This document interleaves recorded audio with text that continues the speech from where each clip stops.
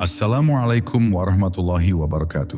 Semoga kedamaian dan rahmat Allah senantiasa menyertai setiap langkah Anda hari ini. Pernahkah Anda merasa bahwa ada sesuatu yang lebih dalam dari sekadar doa dan zikir yang kita ucapkan? Bahwa di balik lafaz-lafaz itu tersembunyi rahasia yang tidak semua orang mampu menyentuhnya? Para wali Allah telah meninggalkan jejak, sebuah warisan yang tidak ditulis di lembaran kitab, tetapi disimpan di hati mereka yang terpilih. Rahasia itu tidak sekadar mengajarkan cara beribadah, tetapi mengubah cara kita melihat dunia dan bahkan cara kita merasakan Allah di dalam diri. Dalam perjalanan ini, kita akan menapaki jejak-jejak itu, membuka pintu-pintu yang selama ini mungkin tertutup, dan menyelami hikmah yang telah dijaga berabad-abad lamanya. Saya tidak meminta Anda untuk percaya begitu saja, tetapi saya mengajak Anda untuk merasakan, mendengar, dan membiarkan hati Anda sendiri yang menilai. Maka duduklah dengan tenang, biarkan kata-kata ini mengalir, bukan hanya ke telinga, tetapi ke dalam relung terdalam jiwa Anda. Karena mungkin inilah saatnya rahasia itu menemukan Anda. Sebelum kita mulai, coba tuliskan di kolom komentar, apa satu doa atau zikir yang paling membuat hati Anda tenang? Siapa tahu, jawaban Anda akan menjadi pengingat bagi saudara kita yang lain di sini.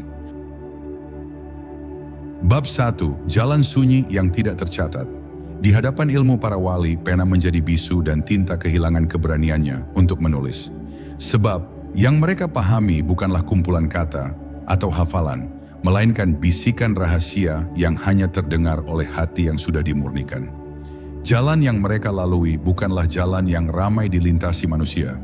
Ia adalah jalan sunyi, di mana langkah kaki terdengar jelas, detak jantung menjadi teman seperjalanan, dan setiap tarikan napas menjadi zikir yang menyatu dengan udara. Di sini tidak ada papan penunjuk arah, tidak ada guru yang memberi tanda dengan tangan. Semua petunjuknya berasal dari cahaya yang Allah nyalakan di dalam dada, cahaya yang tidak akan tampak bagi mereka yang hanya mengandalkan logika semata. Mereka yang berani memasuki jalan ini harus siap kehilangan banyak hal, bukan hanya harta atau jabatan, tetapi juga rasa memiliki terhadap dirinya sendiri.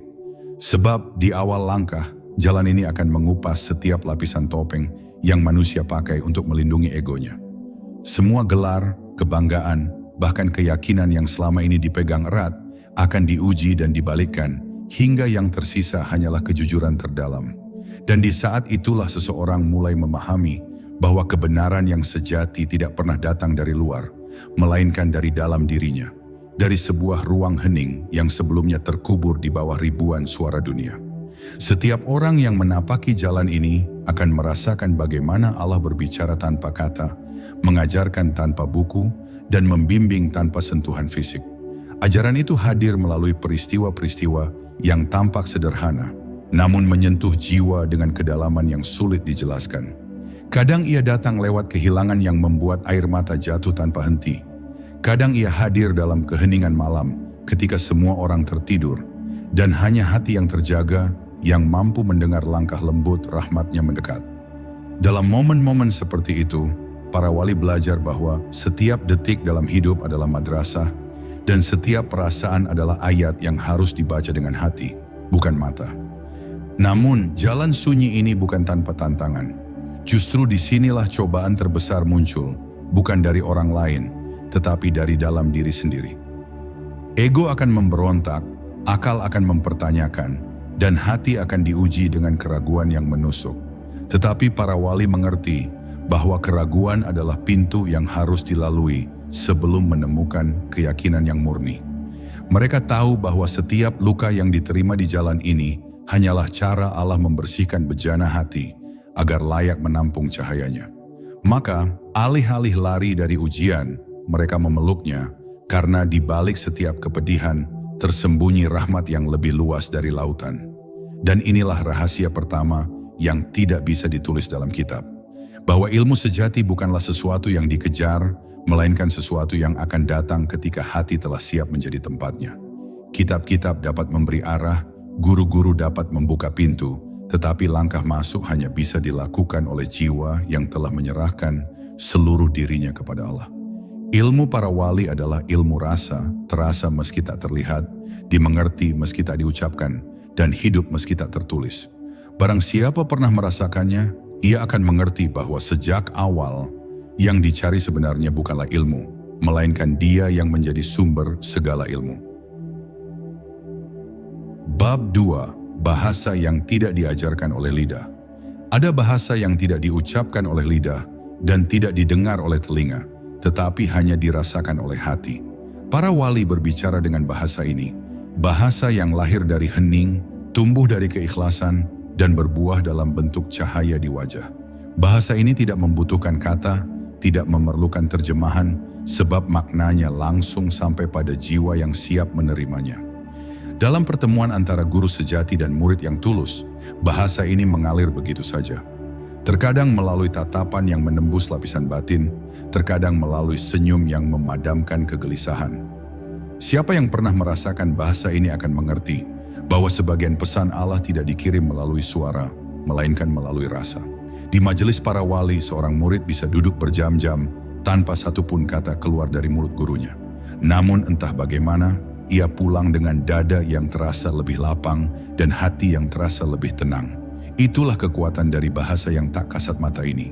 Ia mengajarkan kesabaran tanpa menasihati, ia menanamkan keyakinan tanpa memaksa. Bahkan dalam diam, para wali bisa memindahkan lautan makna ke dalam hati orang yang duduk di hadapannya. Mereka tidak sibuk dengan panjang pendek kata, karena yang mereka ajarkan adalah getaran yang langsung bersumber dari nur ilahi. Bahasa ini tidak akan dipahami oleh mereka yang hanya mengukur kebenaran dengan logika atau mencari bukti dengan mata. Sebab ia berada di wilayah yang lebih dalam daripada pikiran, lebih sunyi daripada suara, dan lebih nyata daripada segala yang terlihat. Ia adalah bahasa yang dikenali oleh ruh sebelum tubuh ini diciptakan. Saat hati seseorang mulai bersih, ia akan tiba-tiba mengerti pesan-pesan halus ini, meski tidak ada satu kata pun yang diucapkan. Seperti hujan yang menyentuh tanah kering, ia meresap perlahan, menghidupkan apa yang sebelumnya mati. Maka para wali tidak terburu-buru mengajar muridnya dengan banyak kata. Mereka tahu bahwa setiap kata yang terlalu cepat diberikan sebelum hati siap akan berubah menjadi beban, bukan cahaya. Mereka memilih menunggu, membiarkan waktu dan keadaan membentuk bejana hati muridnya. Baru ketika saatnya tiba, satu kata saja yang keluar dari lisan sang wali bisa mengubah hidup seseorang selamanya. Satu kata yang lahir dari hati yang sudah berisi Allah akan jauh lebih berharga daripada 1000 kata yang lahir dari mulut tanpa rasa. Inilah rahasia kedua yang tak tertulis dalam kitab, bahwa ada bahasa yang hanya bisa dipahami oleh mereka yang sudah melewati pintu keikhlasan. Ia tidak bisa dipelajari dari buku, tidak bisa ditiru dari guru, dan tidak bisa dimiliki oleh hati yang masih penuh kepentingan. Bahasa ini adalah bahasa yang Allah bisikkan langsung kepada hati, dan hanya hati yang jernih yang sanggup mendengarnya. Bab 3. Ilmu yang diberikan melalui ujian. Tidak semua ilmu datang dalam bentuk kalimat yang mudah dihafal. Ada ilmu yang hadir dalam bentuk kehilangan, kesedihan, atau bahkan kesunyian yang memeluk kita begitu erat hingga kita merasa tak sanggup bernafas. Bagi para wali, ujian bukanlah hukuman, melainkan kelas tertinggi yang Allah dirikan di sekolah kehidupan. Di sanalah seorang hamba belajar bukan dari buku, melainkan dari rasa yang mengalir langsung ke dalam hatinya. Tidak ada ruang kelas, tidak ada kursi, tidak ada papan tulis, hanya sebuah peristiwa yang memaksa kita untuk melihat ke dalam diri dan menemukan apa yang sebenarnya kita yakini. Ketika Allah ingin meninggikan derajat seseorang, Dia seringkali mengirimkan ujian yang tampak seperti penurunan. Sebuah kehilangan yang mencabut semua sandaran duniawi kita. Sebuah kegagalan yang meruntuhkan semua kebanggaan. Atau sebuah kesepian yang memisahkan kita dari keramaian. Dalam pandangan mata biasa, itu semua adalah kemunduran. Namun dalam pandangan para wali, itulah momen ketika Allah memanggil hambanya untuk duduk lebih dekat, untuk mendengarkan dengan lebih dalam, dan untuk merasakan dengan lebih tajam. Mereka yang tidak memahami rahasia ini akan menghabiskan hidupnya mengeluh di hadapan ujian. Mereka melihatnya sebagai penghalang, bukan sebagai pintu. Padahal, di balik setiap rasa sakit ada pesan ilahi yang tak akan ditemukan di tempat lain. Para wali telah belajar membaca pesan itu. Saat kehilangan datang, mereka bertanya, "Apa yang ingin Engkau ajarkan kepadaku melalui ini, ya Allah?" Saat sakit datang, mereka berkata, "Apa yang ingin Engkau hapuskan dari hatiku agar aku lebih dekat denganmu?" Pertanyaan-pertanyaan itu membuat mereka tidak hanya sabar, tetapi juga bersyukur di tengah cobaan. Ilmu yang lahir dari ujian ini tidak bisa diwariskan lewat kata-kata. Seorang guru bisa menceritakan kisah-kisah tentang kesabaran, tetapi kesabaran sejati hanya akan dipahami ketika kita sendiri berdiri di tepi jurang, tanpa ada satupun yang bisa kita pegang selain nama Allah. Inilah mengapa ilmu para wali tidak bisa dituliskan dalam kitab, karena setiap ujian yang Allah berikan adalah pelajaran yang unik, hanya untuk murid itu saja, di waktu itu saja. Bahkan jika cerita yang sama diceritakan kepada orang lain, rasanya tidak akan pernah sama. Rahasia ketiga ini mengajarkan bahwa ujian adalah surat pribadi dari Allah yang dikirimkan hanya kepada kita. Surat itu tidak akan pernah dibaca oleh orang lain dan tidak akan pernah bisa diterjemahkan sepenuhnya. Para wali mengajarkan bahwa jika kita ingin memahami isi surat itu, kita harus berhenti melawan dan mulai menerima.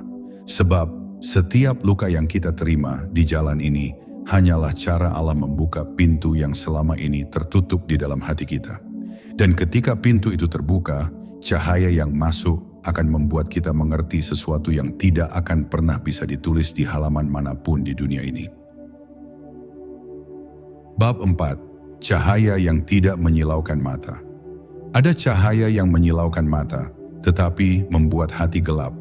Ada pula cahaya yang tidak tampak sama sekali, namun justru menerangi seluruh ruang batin seseorang. Para wali tidak mencari cahaya yang pertama, sebab ia hanyalah pantulan dari dunia yang datang dan pergi sesuai keadaan. Mereka mencari dan memelihara cahaya yang kedua, cahaya yang tidak memerlukan lampu, tidak membutuhkan api, bahkan tidak tergantung pada matahari. Cahaya ini adalah nur yang Allah letakkan di dalam hati hamba-hambanya yang dipilih. Cahaya ini tidak terlihat oleh mata biasa, tetapi dapat dirasakan oleh hati yang peka. Saat seseorang mendekat kepada Allah dengan ketulusan, perlahan cahaya ini tumbuh di dalam dirinya. Ia bukan cahaya yang membuat orang kagum karena penampilan luar, melainkan cahaya yang membuat orang merasa tentram hanya dengan berada di dekatnya. Dalam keheningan, cahaya ini menyembuhkan kegelisahan. Dalam gelap, ia menjadi penunjuk arah. Bahkan dalam keramaian dunia, ia membuat pemiliknya tetap tenang, seolah berada di tempat yang jauh dari kebisingan. Para wali tidak pernah membanggakan cahaya ini, sebab mereka tahu cahaya itu bukan milik mereka. Ia adalah titipan yang Allah hadirkan hanya selama hati pemiliknya tetap bersih dari kesombongan. Cahaya itu akan padam ketika hati mulai merasa memiliki, atau ketika amal mulai dilakukan untuk pujian manusia. Karena itu, para wali menjaga cahaya ini dengan kesederhanaan, kerendahan hati, dan ibadah yang tersembunyi. Mereka menghindari sorotan dunia, karena mereka tahu cahaya yang sejati tidak membutuhkan panggung. Cahaya ini juga bukan sesuatu yang datang sekaligus.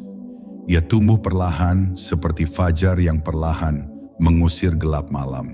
Setiap zikir, setiap sujud, setiap air mata yang jatuh dalam doa, menambah kekuatan cahaya itu.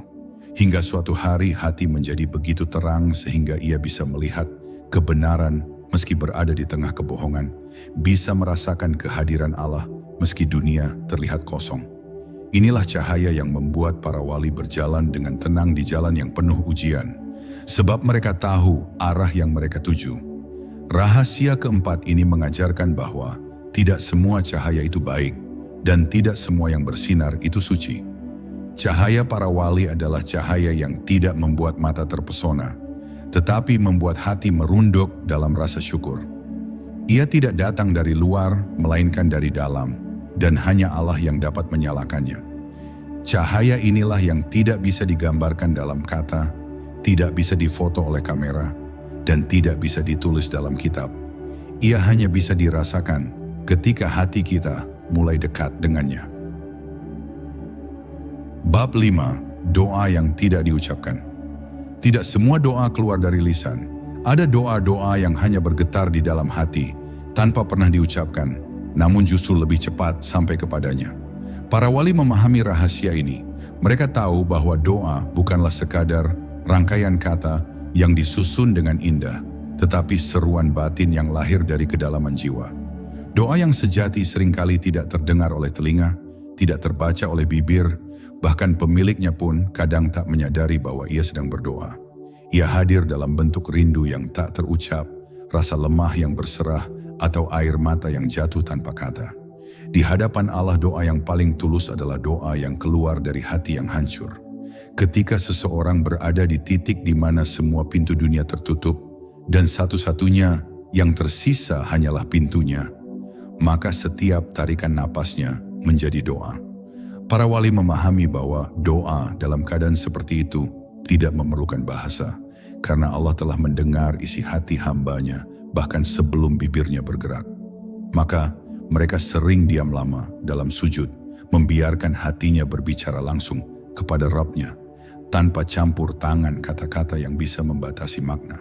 Doa yang tidak diucapkan ini bukan berarti tanpa bentuk. Ia justru memiliki bentuk yang paling murni karena tidak terikat oleh bahasa, budaya, atau aturan manusia. Ia mengalir langsung dari sumber rasa kepada sumber segala rahmat. Para wali tahu bahwa dalam keheningan itu, jarak antara hamba dan Tuhannya menjadi begitu dekat. Tidak ada dinding, tidak ada tirai, hanya hati yang berserah total. Dan pada saat itulah, banyak perkara yang selama ini sulit terselesaikan, tiba-tiba menemukan jalan keluar, tanpa sang hamba menyadari bagaimana caranya. Namun, doa seperti ini tidak muncul dari hati yang masih penuh kebisingan. Ia hanya lahir dari hati yang telah dibersihkan oleh zikir, oleh kesabaran, dan oleh ketundukan yang mendalam. Itulah sebabnya para wali menjaga hatinya dari prasangka buruk, dari amarah, dan dari cinta berlebihan pada dunia.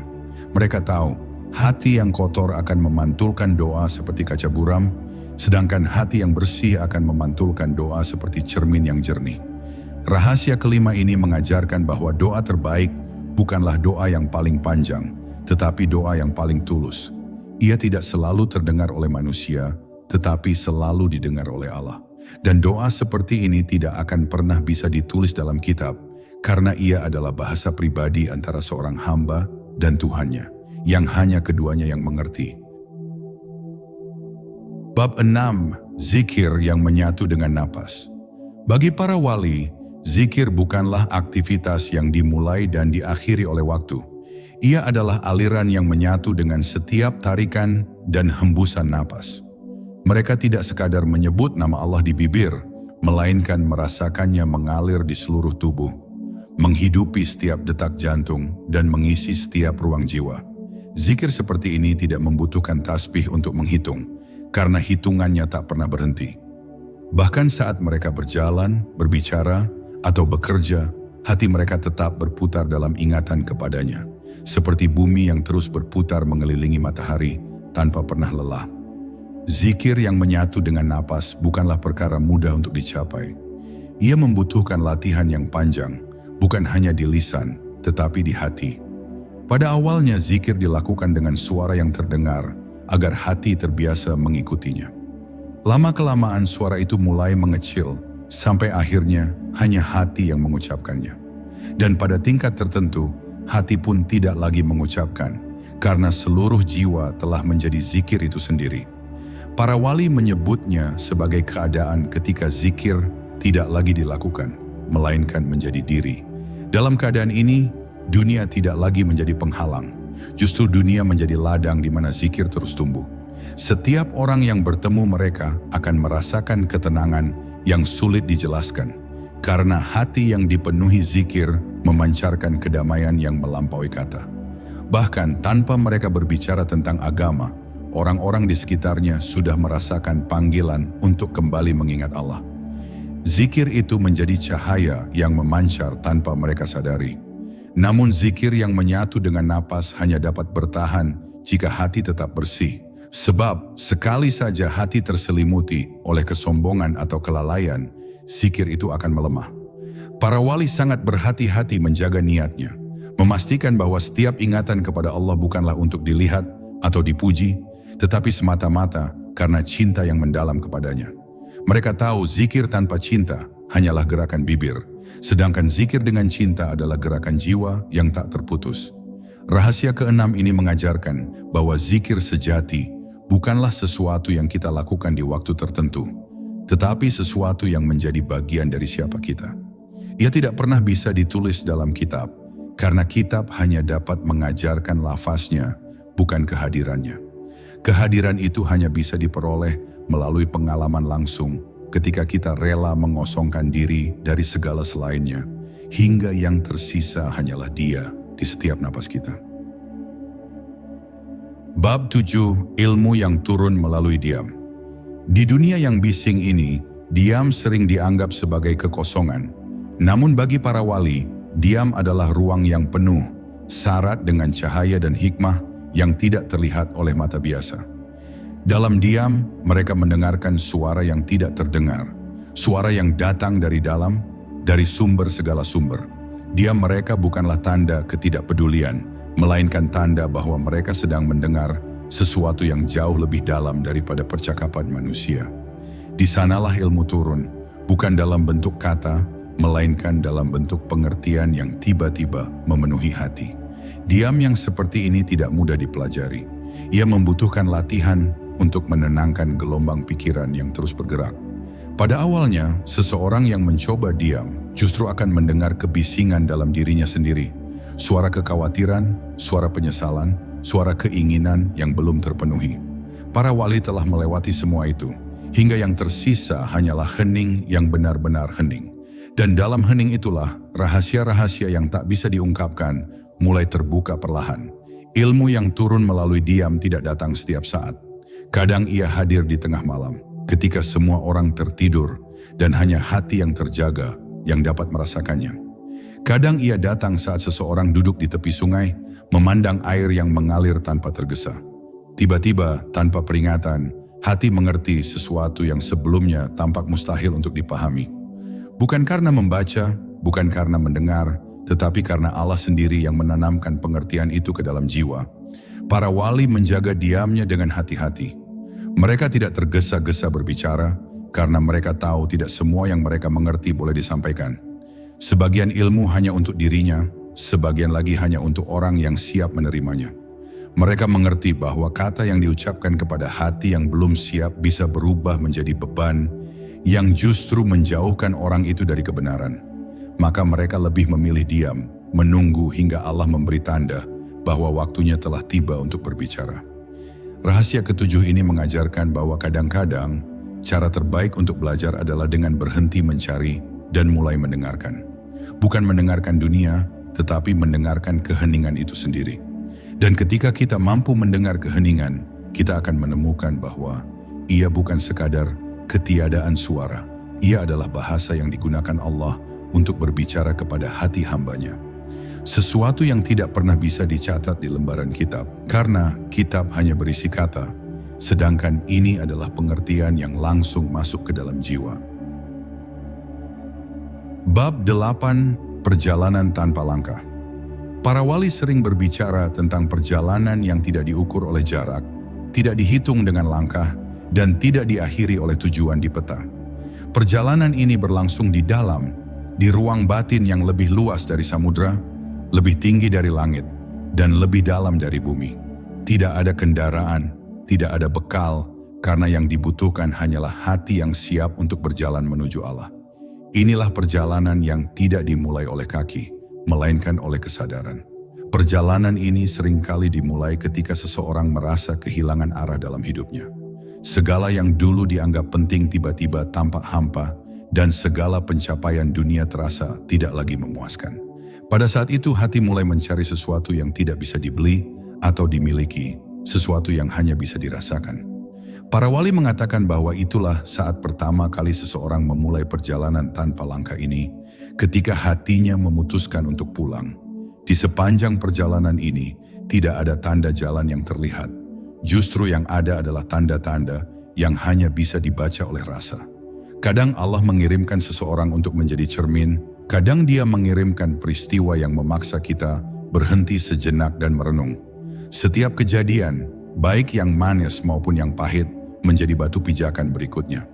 Dan semakin jauh perjalanan ini ditempuh, semakin jelas terlihat bahwa tujuan sebenarnya bukanlah menemukan sesuatu di luar diri, tetapi menemukan Dia yang sejak awal sudah ada di dalam diri.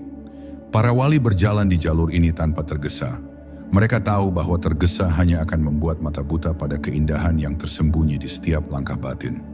Mereka menikmati setiap momen, setiap tarikan napas, setiap rasa syukur yang datang tanpa sebab.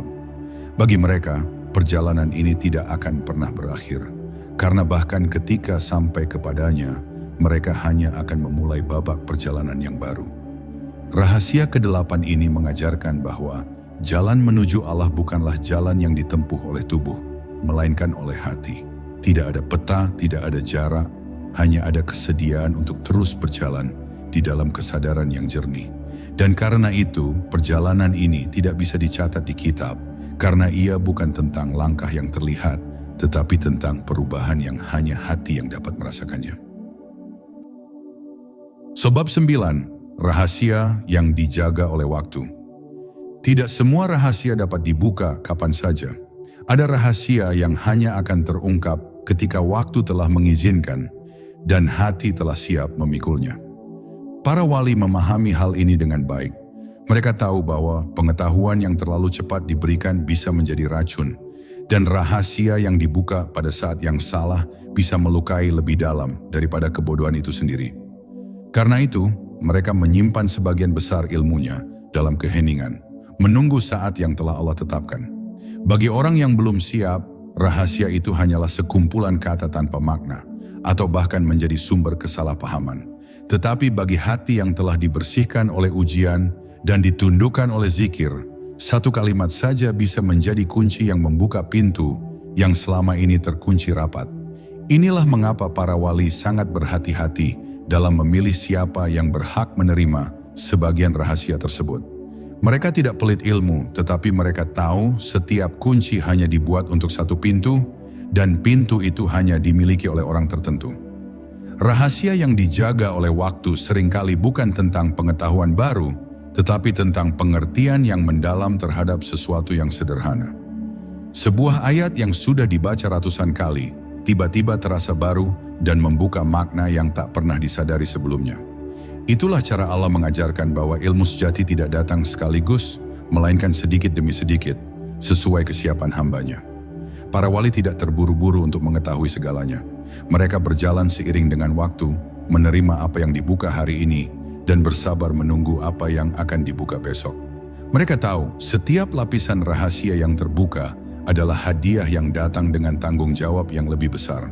Dan semakin banyak yang diketahui, semakin besar pula amanah untuk menjaganya. Rahasia ke-9 ini mengajarkan bahwa dalam mencari ilmu, kita tidak hanya membutuhkan akal yang tajam, tetapi juga hati yang sabar. Sebab, ilmu yang benar tidak hanya diukur dari seberapa cepat kita mengetahuinya, tetapi dari seberapa layak kita menerimanya. Dan kelayakan itu seringkali hanya bisa dibentuk oleh waktu. Bab 10, kembali ke sumber.